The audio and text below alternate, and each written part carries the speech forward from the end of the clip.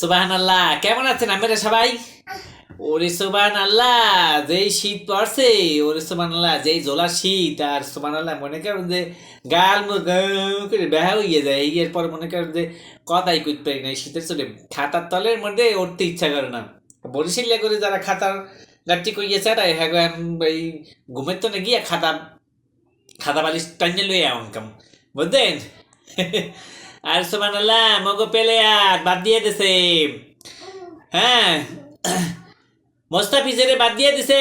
সুবহানাল্লাহ, এর লিগে তো মনে করবেন যে এই শোকে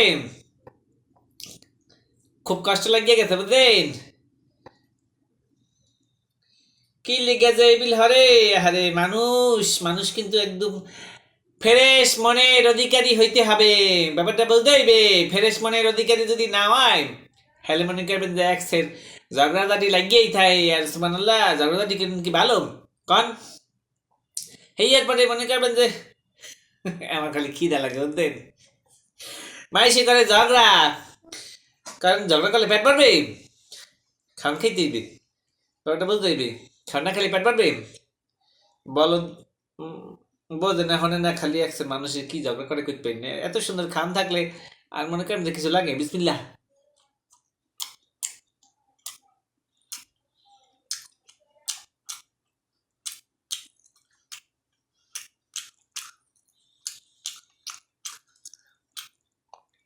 সুবহানাল্লাহ,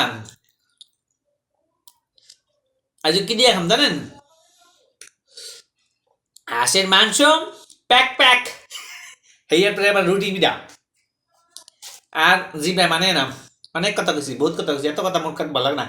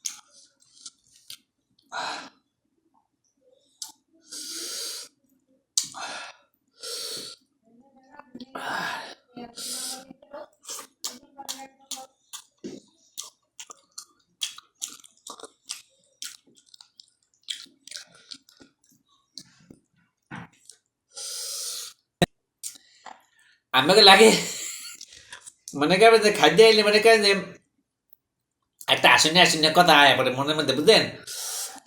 কেন খাওয়ার সামনে কথা কওয়া যায়, গুনায় না, কারণ খাইলে হবে মানে